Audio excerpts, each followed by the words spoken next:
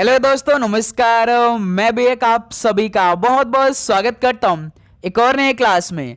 तो साथियों, आज के इस क्लास में एसएससी जीडी एग्जाम 2026 के लिए जीके जीएस की 10 नंबर की कक्षा को डिस्कस करने वाले हैं। जैसा कि एसएससी जीडी के रियल शिफ्ट में पूरे 40 नंबर के जीके जीएस के प्रश्न पूछे आने वाले हैं। तो इस बार टारगेट हमारा यही है कि हम इस बार जीके जीएस में 40 के 40 नंबर ले लें अपने रियल शिफ्ट में। तो इसीलिए आज की इस क्लास में जो जीके जीएस के लगभग 5 से 6 सवाल हर बार आपको देखने को मिलेगा, वही सवाल आज की इस क्लास में डिस्कस करने वाले हैं। इन 75 सवालों के माध्यम से यही टारगेट रहेगा कि आपके जो रियल शिफ्ट में जो 10 नंबर के सवाल पूछे जाते हैं और इस टॉपिक से जरूर आपके पेपर में 5 से 6 सवाल देखने को मिलेगा, तो उसी टॉपिक के प्रश्न आज की इस क्लास में हम लोग डिस्कस करने वाले हैं। तो आप सभी का यही टारगेट होना चाहिए कि आज की इस क्लास में 75 के 75 प्रश्नों को तैयार कर लें और यहीं से हर बार प्रश्न आते हैं पेपर में, तो उन्हीं प्रश्नों को आज की इस क्लास में डिस्कस करने वाले हैं। तो साथियों, जैसा कि एसएससी जीडी का एग्जाम 27 अप्रैल से शुरू होने जा रहा है, आज 21 अप्रैल हो चुका है, तो केवल 6 दिनों का हमारे पास समय बाकी है और कल आप सभी का एग्जाम सिटी भी आउट हो चुका है। तो उम्मीद करूंगा आप लोगों ने अपना एग्जाम सिटी भी चेक कर लिया होगा। लेकिन इस बार एसएससी ने कुछ गड़बड़ काम किया है। जो स्टूडेंट पहले हफ्ता में अपना स्लॉट बुकिंग किया था उनको चौथे हफ्ता मिल गया है, जो स्टूडेंट चौथे हफ्ता में अपना स्लॉट बुकिंग किया था उनको पहले हफ्ता मिल गया। इसका मतलब कि स्लॉट बुकिंग करने का कोई फायदा नहीं मिला। एसएससी ये गलत काम किया है। इस पे हम लोग ट्यूटर अभियान करेंगे, इस पे हम लोग बहुत सारे सेशन बनाएंगे कि एसएससी इसको देखे, इसको सुधारे। इसका मतलब है कि स्लॉट बुकिंग कराने का तो कोई फायदा नहीं हुआ। बहुत सारे स्टूडेंट परेशान होकर तो स्लॉट बुकिंग किए, साइट नहीं ओपन हो रहा था, कैसे कैसे कर सभी स्टूडेंट अपना स्लॉट बुकिंग किए भाई। तो एसएससी तो ये गलत काम किया है। तो इस पे हम लोग बहुत सारे सेशन बनाने वाले हैं, एसएससी को हम अवगत कराएंगे, चेयरमैन साहब को। तो लेकिन दोस्त, अब जो कुछ देखिए हो चुका है, अब हमें अपनी तैयारी फोकस करने की आवश्यकता है। एग्ज़ाम तो सब देंगे भाई, चाहे आपका पहले हफ्ता में हो, चाहे दूसरे हफ्ता में, तीसरे या चौथे हफ्ता में। जिनका एग्ज़ाम जिस डेट को पड़ा है, जिस शहर में पड़ा है, जिस शिफ्ट में पड़ा है, वो तो स्टूडेंट जाएगा ही जाएगा, क्योंकि एसएससी जीडी एग्ज़ाम की बात है। तो उसके लिए आपको तैयारी करना होगा, इससे आपको थोड़ा सा दूर रहना होगा, आपको बिल्कुल रिलैक्स माइंड होकर अपना एग्ज़ाम देना जब भी आपका एग्ज़ाम पड़ा है। ओके मेरे दोस्त, तो टेंशन मत लीजिए, अपनी तैयारी को और भी अच्छी आप करिए। तो इस क्लास में मोस्ट इंपॉर्टेंट सवाल को आप तैयार कर लेंगे। तो इस टाइम एसएससी जीडी एग्जाम के लिए डेली क्लास, एक सुबह 8 बजे, सुबह 11:30 बजे और एक रात 8 बजे, ये डेली क्लास की टाइमिंग हो रही है। ठीक है, तो चलिए आज की सेशन की शुरुआत करते हैं पहले प्रश्न के द्वारा। देखिए, वह क्षेत्र जहाँ स्रोत से आने वाला सारा प्रकाश अवरुद्ध हो जाता है क्या कहलाता है? वह क्षेत्र जहां स्रोत से आने वाला सारा प्रकाश अवरुद्ध हो जाता है क्या कहलाता है? तो उम्रा कहलाता है। पहले का डी ऑप्शन बिल्कुल राइट आंसर हो जाएंगे।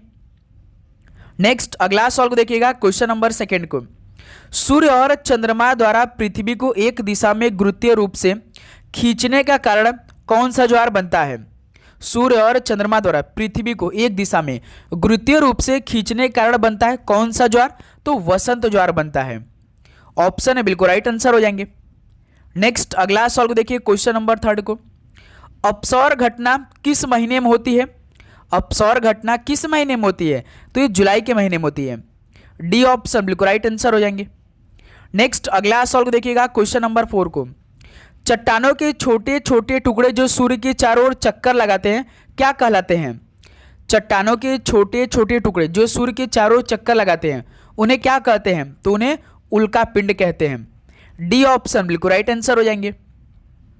अगला सवाल को देखिए, क्वेश्चन नंबर 5 को। पृथ्वी सूर्य के चारों ओर कितनी गति से चक्कर लगाती है? पृथ्वी सूर्य के चारों ओर कितनी गति से चक्कर लगाती है? तो 67,000 मील प्रति घंटी गति से चक्कर लगाती है पृथ्वी सूर्य के चारों ओर।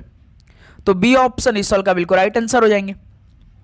अगला सवाल को देखिएगा, क्वेश्चन नंबर 6 को। निम्नलिखित में से कौन त्रिज्या की दृष्टि से सबसे छोटा बौना ग्रह है? त्रिज्या की दृष्टि से सबसे छोटा बौना ग्रह इनमें से कौन सा है? तो सेरेस है। सी ऑप्शन बिल्कुल राइट आंसर है।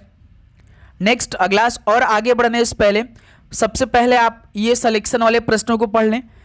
जिनको तैयारी में लग रहा है कि हमारी अभी तैयारी कमी है चारों सब्जेक्ट में, तो साथियों इस पीडीएफ को आप ले सकते हैं, क्योंकि जहां से एसएससी जीडी एग्जाम में सवाल पूछे जा सकते हैं, सारे सवाल आपको इस पीडीएफ मिलेंगे। क्योंकि भाई एसएससी के नए पैटर्न को देखते हुए इसमें जीके जीएस पूरा कंप्लीट, वो भी डीप में। जैसे इस टाइम आप देख रहे हैं कि एसएससी के एग्जामों में जीके जीएस का थोड़ा सा बोलबाला अधिक हो रहा है, थोड़ा सा डिफिकल्ट लेवल के सवाल पूछ रहे हैं, तो सारे क्वेश्चन भाई आपको चैप्टर वाइज इसमें मिलेंगे। इसके अलावा स्टैटिक जीके पूरा कंप्लीट आप सभी को मिल जाएगा, इंग्लिश पूरा आप सभी को कंप्लीट मिलेगा, करंट अफेयर पूरा 1 साल का जितना भी महत्वपूर्ण है सारा क्वेश्चन आपको मिलेगा, रीजनिंग पूरा कंप्लीट मिल जाएगा, मैथ्स पूरा कंप्लीट मिलेगा। तो ये नीचे नंबर दिखाई दे रहा है ना, इस पर आप सभी को व्हाट्सएप मैसेज करके इसे अपने पास मंगाना है। आपको इसके लिए मात्र 50 रुपीज़ पे करना पड़ेगा। ये स्पेशल ऑफर आपके एग्ज़ाम तक चलने वाली है, तो भाई आप इस नंबर मैसेज करके मात्र 50 रुपीज़ पे करके ये सिलेक्शन वाले प्रश्नों को अपने पास मंगाइए। इसके अलावा सारे क्वेश्चन का डिटेल सोल्यूशन में आपको भी मिलेगा। इसके अलावा 1000 क्वेश्चनों का आप सभी को भाई फ्री 40 टेस्ट भी मिलेगा, जिससे आपकी तैयारी और भी अच्छी हो सके, किसी प्रकार का दिक्कत ना आए आप सभी को अपने रियल एग्जाम में। तो साथियों इस नंबर पर मैसेज करके सारे क्वेश्चन आप अपने पास मंगाइए। देखिए क्वेश्चन नंबर 7, भूमध्य रेखीय तल और कक्षीय तल एक दूसरे से किस कोण पर झुके हुए हैं। भूमध्य रेखीय तल और कक्षीय तल एक दूसरे से किस कोण पर झुके हुए हैं, तो 23.5 डिग्री कोण पर झुके हुए हैं। तो ऑप्शन है बिल्कुल राइट आंसर हो जाएंगे। नेक्स्ट अगला सवाल को देखिए क्वेश्चन नंबर 8 को, निम्नलिखित में से कौन सा विकल्प भारत की देशांतर विस्तार को निरूपित करता है। कौन सा विकल्प है जो कि भारत की देशांतर विस्तार को निरूपित करता है। तो ध्यान रखिएगा 68 डिग्री 7 ई और 97 डिग्री 25 ई करता है भाई। ये मोस्ट इंपॉर्टेंट सवाल है, आप इसे देख लीजिए, तैयार कर लीजिए भाई, क्योंकि ये सवाल आपके पेपर में कन्फर्म आने वाला है। ठीक है, नेक्स्ट अगला सवाल को देखिए क्वेश्चन नंबर 9 को, अंडमान और निकोबार द्वीप समूह किसके द्वारा पृथक होते हैं। ये भी मोस्ट इंपॉर्टेंट सवाल है भाई। अंडमान और निकोबार द्वीप समूह किसके द्वारा अलग होते हैं, तो 10 डिग्री एन समानांतर द्वारा पृथक होते हैं, यानी 10 डिग्री चैनल द्वारा। सी ऑप्शन बिल्कुल राइट आंसर है। नेक्स्ट अगला सवाल को देखिए क्वेश्चन नंबर 10 को, 24 डिग्री अक्षांश किस भारतीय राज्य की राजधानी के सबसे निकट से गुजरता है। 24 डिग्री अक्षांश किस भारतीय राज्य की राजधानी के सबसे निकट से गुजरता है, तो भोपाल राज्य के। ऑप्शन बिल्कुल राइट आंसर है। नेक्स्ट अगला सवाल को देखिए क्वेश्चन नंबर 11 को, भारत के सुदूर पूर्वी और सुदूर पश्चिमी बिंदुओं के बीच की दूरी लगभग कितनी है। भारत के सुदूर पूर्वी और सुदूर पश्चिमी बिंदुओं के बीच की दूरी लगभग कितनी है, तो 2933 किलोमीटर है। ऑप्शन बिल्कुल राइट आंसर हो जाएंगे। नेक्स्ट अगला सवाल देखिए क्वेश्चन नंबर 12 को, निम्नलिखित शहरों में से कौन सा शहर प्रमुख यामी-उत्तर के सबसे निकट है। तो साथियों इन शहरों में से कौन सा शहर प्रमुख यामी-उत्तर के सबसे निकट में है, तो अहमदाबाद है। ऑप्शन बिल्कुल राइट आंसर है। क्लियर, चलिए अगला सवाल को देखिए क्वेश्चन नंबर 13 को, कच्छ के रण से कौन सा अक्षांश गुजरता है। कच्छ के रण से कौन सा अक्षांश गुजरता है, तो 23.5 डिग्री एन, ये भाई कच्छ के रण से अक्षांश गुजरता है। डी ऑप्शन बिल्कुल राइट आंसर हो जाएंगे।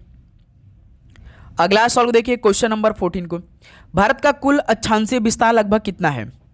भारत का कुल अक्षांशीय विस्तार लगभग कितने डिग्री का है, तो 30 डिग्री है।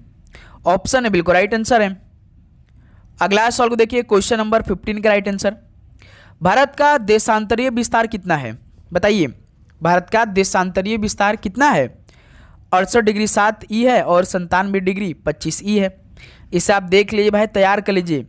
ठीक है, अगला सवाल को देखिए क्वेश्चन नंबर 16 को, भारत का मानक यामी-उत्तर क्या है। भारत का जो मानक यामी-उत्तर है वो कितना है, तो 82 डिग्री 30 ई है। डी ऑप्शन बिल्कुल राइट आंसर है। ओके, अगला सवाल को देखिए क्वेश्चन नंबर 17 को, भारत की मानक यामी-उत्तर इनमें से किस स्थान से होकर गुजरती है। भारत की मानक यामी-उत्तर किस स्थान से होकर गुजरती है, तो मिर्जापुर से। बी ऑप्शन बिल्कुल राइट आंसर हो जाएंगे। नेक्स्ट अगला सवाल को देखिए क्वेश्चन नंबर 18 को, निम्नलिखित में से कौन सा कारक महासागरीय धाराओं को प्रभावित नहीं करता है। तो साथियों कौन सा कारक महासागरीय धाराओं को प्रभावित नहीं करता है, तो मृदा प्रकार। ऑप्शन है बिल्कुल राइट आंसर है। नेक्स्ट अगला सवाल को देखिए क्वेश्चन नंबर 19 को, हिंद महासागर में कितनी गर्तें यानी डीप मौजूद हैं। हिंद महासागर में कितनी डीप मौजूद हैं, तो पूरे 6 हैं भाई।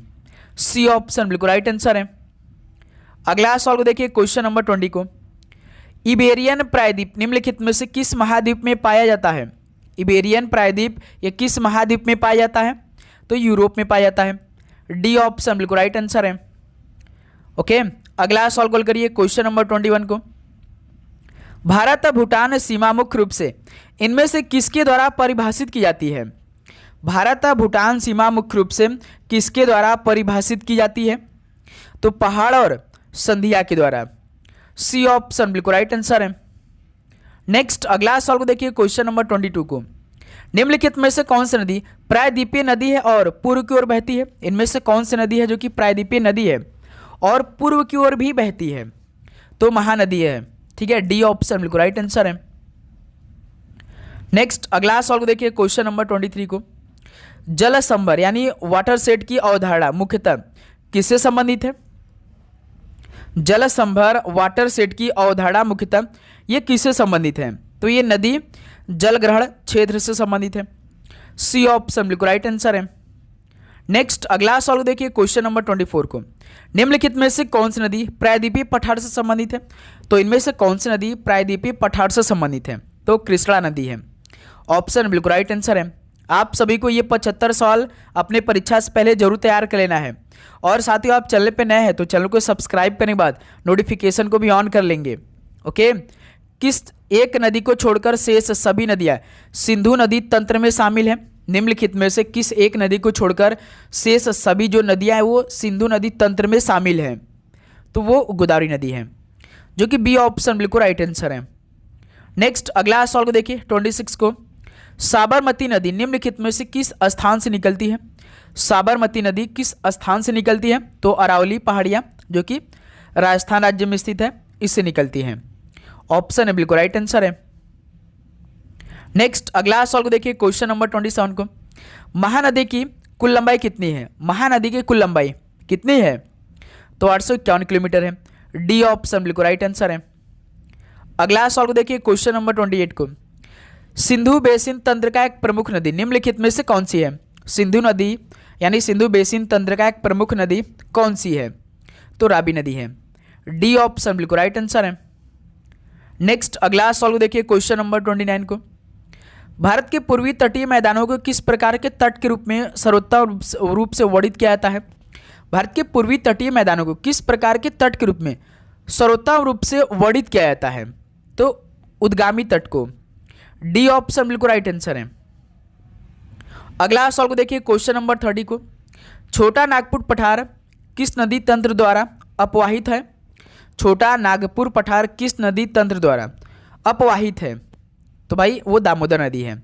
सी ऑप्शन बिल्कुल राइट आंसर है। और साथियों आप चैनल पे नए हैं तो चैनल को सब्सक्राइब करने के बाद नोटिफिकेशन को भी ऑन कर लेंगे। ओके, क्योंकि ये क्लास आपकी पूरे एग्जाम तक चलने वाली है, एक भी दिन का गैप नहीं हो रही है। ठीक है, ताप्ती नदी का उद्गम किस पर्वतमाला से होता है? ताप्ती नदी का उद्गम किस पर्वतमाला से होता है? तो ध्यान रखिएगा सतपुड़ा पर्वतमाला से होता है। सी ऑप्शन राइट आंसर है। नेक्स्ट अगला सवाल को देखिए क्वेश्चन नंबर 32 को, निम्नलिखित में से कौन सी नदी तंत्र हिमालय क्षेत्र में महाखड्ड बनाने के लिए जानी जाती है? कौन सी नदी तंत्र हिमालय क्षेत्र में महाखड्ड बनाने के लिए जानी जाती है? तो ब्रह्मपुत्र नदी है। डी ऑप्शन बिल्कुल राइट आंसर है। ओके, अगला सवाल को देखिए क्वेश्चन नंबर 33 को, निम्नलिखित में से कौन सी नदी यमुना नदी की सहायक नदी है? इनमें से कौन सी नदी यमुना नदी की सहायक नदी है? तो टोंस नदी है, जो कि यमुना नदी की ये सहायक नदी है। अगला सवाल को देखिए क्वेश्चन नंबर 34 को, निम्नलिखित में से कौन सी भारत की सबसे बड़ी लवणीय आर्द्र भूमि है? भारत की सबसे बड़ी लवणीय आर्द्र भूमि कौन सी है? तो सांबर झील है। सांबर झील कहाँ पे है? राजस्थान में। राजस्थान के कहाँ पे? जयपुर में।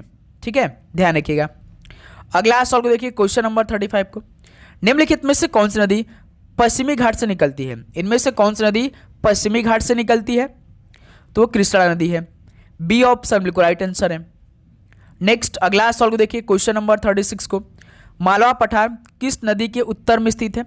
जो मालवा पठार है वो किस नदी के उत्तर में स्थित है? तो नर्मदा नदी के। सी ऑप्शन बिल्कुल राइट आंसर है। नेक्स्ट क्वेश्चन नंबर 37 देखिए, दो आब के नाम से जाना जाने वाला क्षेत्र निम्नलिखित में से किसके बीच स्थित है? दोआब के नाम से जाना जाने वाला क्षेत्र वो किसके बीच में स्थित है? तो दो नदियों के बीच में स्थित है। ऑप्शन ए बिल्कुल राइट आंसर है। नेक्स्ट अगला सवाल को देखिए, क्वेश्चन नंबर 38 को, रंगा नदी बांध कहाँ स्थित है? रंगा नदी बांध ये कहाँ पर स्थित है? तो ये अरुणाचल प्रदेश राज्य में स्थित है। सी ऑप्शन बिल्कुल राइट आंसर है। क्लियर।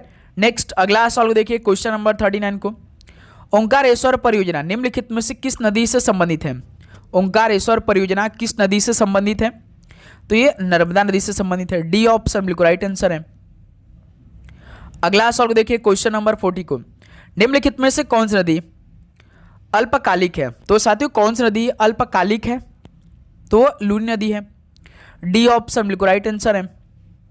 नेक्स्ट अगला सवाल को देखिए, क्वेश्चन नंबर 41 को, एशिया की पहली क्रॉस कंट्री पाइपलाइन असम के नहर कटिया तेल क्षेत्र को किस रिफाइनरी से जोड़ती है? एशिया की पहली क्रॉस कंट्री पाइपलाइन असम के नहर कटिया तेल क्षेत्र को किस रिफाइनरी से जोड़ती है? तो याद रखिएगा बरौनी रिफाइनरी से जोड़ती है, जो कि सी ऑप्शन बिल्कुल राइट आंसर है। ओके, ध्यान रखिएगा। क्वेश्चन नंबर 42 देखिए, झारखंड की गुआ खदानें निम्नलिखित में से किस खनिज से जुड़ी हैं? झारखंड की जो गुआ खदानें हैं वो किस खनिज से जुड़ी हैं? तो लौह अयस्क से जुड़ी हैं। बी ऑप्शन बिल्कुल राइट आंसर है। अगला सॉल्व करिए, क्वेश्चन नंबर 43 को, निम्नलिखित में से कौन सी कृषि पद्धति पूर्वोत्तर भारत में अधिकतर अपनाई जाती है और मृदा अपरदन का कारण बनती है? कौन सी कृषि पद्धति पूर्वोत्तर भारत में अधिकतर अपनाई जाती है और मृदा अपरदन का जो है कि वो कारण बनती है? तो स्थानांतरित कृषि है। बी ऑप्शन बिल्कुल राइट आंसर है। क्लियर। नेक्स्ट क्वेश्चन नंबर 44 देखिए, पहाड़ी क्षेत्रों में ढलानों को सीढ़ीनुमा काटकर किस प्रकार की खेती की जाती है? तो साथियों पहाड़ी क्षेत्रों में ढलानों को सीढ़ीनुमा काटकर किस प्रकार की खेती की जाती है बताइए? तो वेदिका खेती की जाती है। ठीक है, बी ऑप्शन बिल्कुल राइट आंसर है। सभी प्रश्नों का उत्तर भी तैयार करते चलिएगा। ठीक है, भारत में वृक्षारोपण कृषि मुख्य रूप से कहाँ की जाती है, यानी किस राज्य में की जाती है? भारत में वृक्षारोपण कृषि मुख्य रूप से कहाँ पर की जाती है? तो ये एक तो केरल में की जाती है और एक असम में की जाती है। तो इस सवाल का बी ऑप्शन बिल्कुल राइट आंसर है।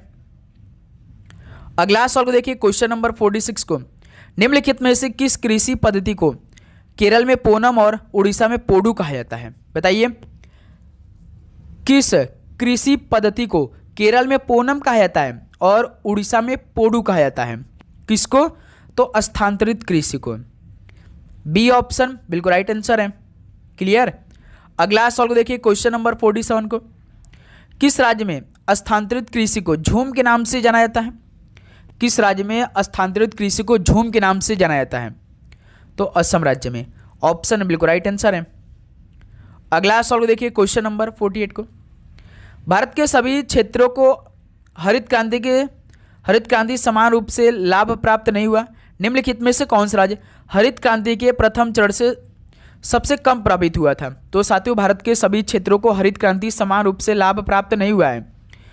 तो बताइए कि निम्नलिखित में से कौन सा राज्य हरित क्रांति के पहले चरण से सबसे कम प्रभावित हुआ था? तो याद रखिएगा उड़ीसा राज्य था। सी ऑप्शन बिल्कुल राइट आंसर है। नेक्स्ट क्वेश्चन नंबर 49 देखिए, हरित क्रांति के दौरान रासायनिक उर्वरकों का अत्यधिक उपयोग किया गया, उनके अति उपयोग का परिणाम क्या हुआ? हरित क्रांति के दौरान रासायनिक उर्वरकों का अत्यधिक उपयोग किया गया, उनके अति उपयोग का परिणाम क्या हुआ? तो मृदा लवणता हुआ था, जो कि बी ऑप्शन बिल्कुल राइट आंसर है। नेक्स्ट अगला सवाल को देखिए, क्वेश्चन नंबर 50 को, निम्नलिखित में से कौन सी फसल भारत में रोपण कृषि से संबंधित है? कौन सी फसल भारत में रोपण कृषि से संबंधित है?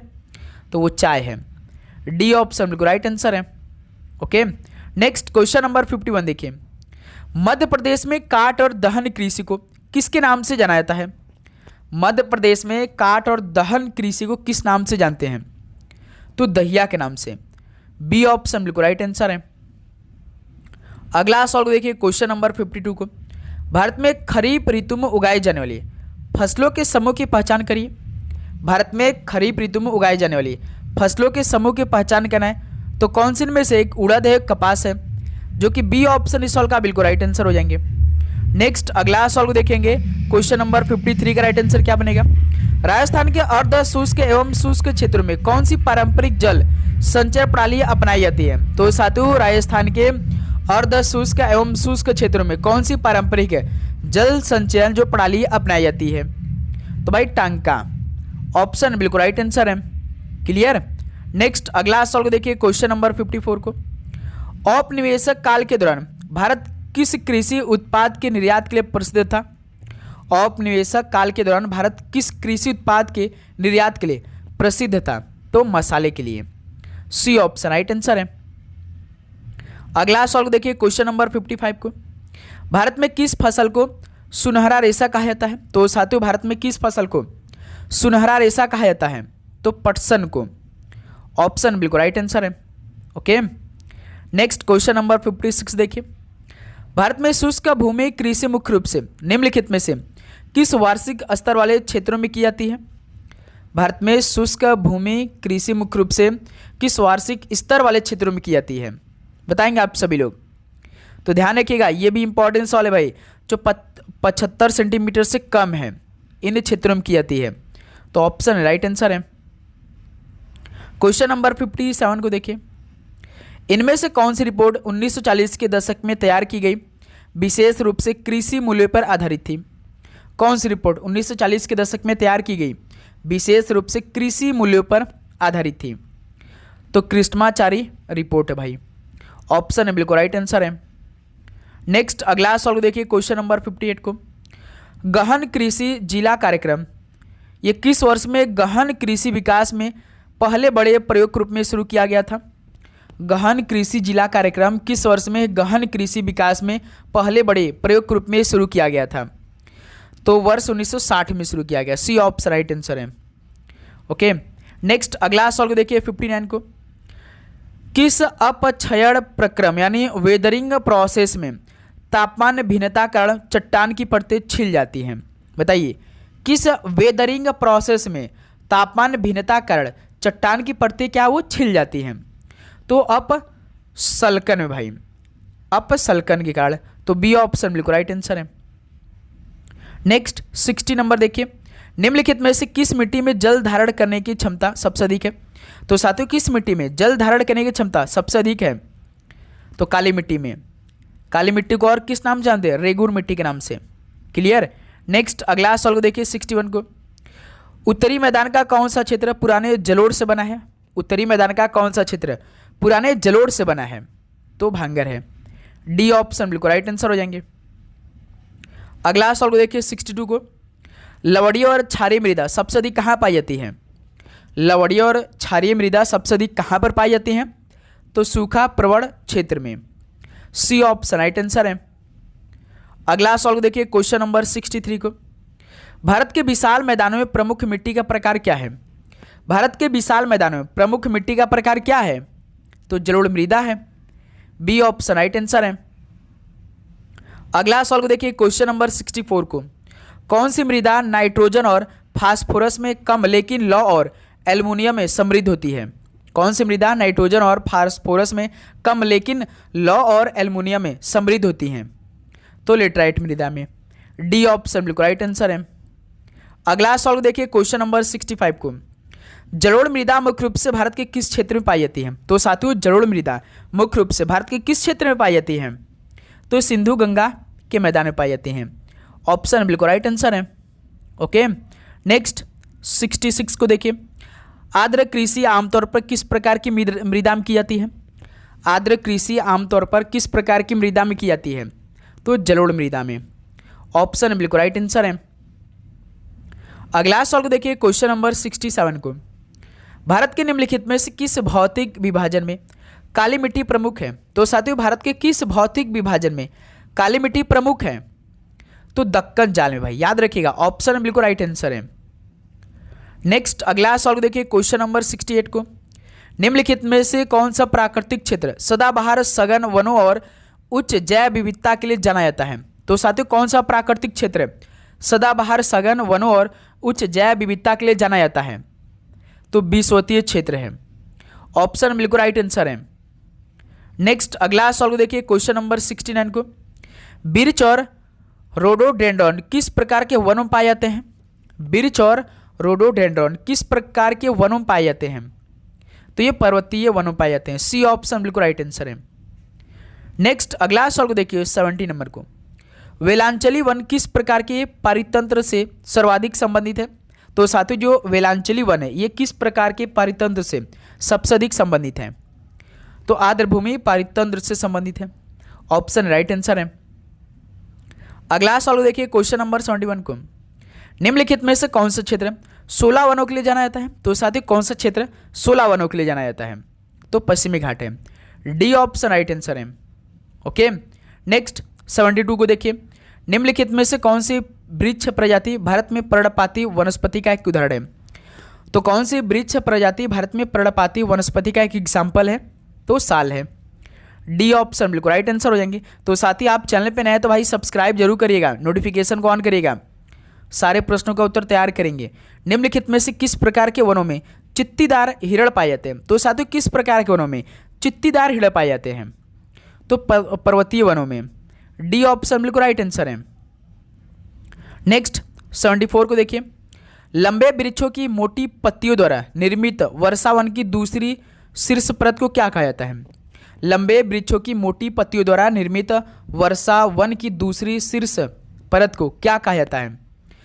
तो बीताना वर्ण परत कहा जाता है। डी ऑप्शन बिल्कुल राइट आंसर है। चलिए भाई लास्ट सवाल आज के सेशन का देखिए। निम्नलिखित में से कौन सी प्रजाति उष्णकटिबंधीय सदाबहार वनों में पाई जाने वाली एक सामान्य वनस्पति प्रजाति है?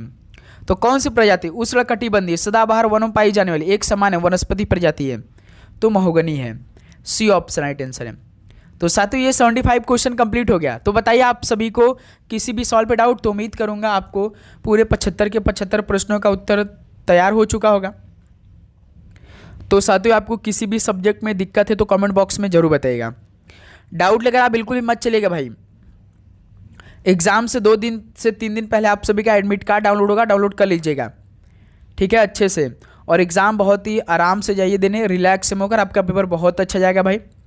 कठिन सवाल नहीं पूछाएंगे, जो अब तक आप पढ़े हुए हैं, प्रैक्टिस करते आए हैं, वहीं से क्वेश्चन आपको देखने को मिलेगा। कॉन्सेप्ट क्लियर करके अच्छे से, ठीक है। तो साथ ही आप चैनल को जरूर सब्सक्राइब करिएगा और वो PDF अपने पास आप मंगा लीजिए सभी स्टूडेंट, ठीक है। तो चलिए इस क्लास को यहीं पर समाप्त करते हैं, मिलते हैं एक और नए क्लास के साथ। आप सभी को जय हिंद, जय भारत, पढ़ाई करते रहिए, ऑल द बेस्ट, धन्यवाद।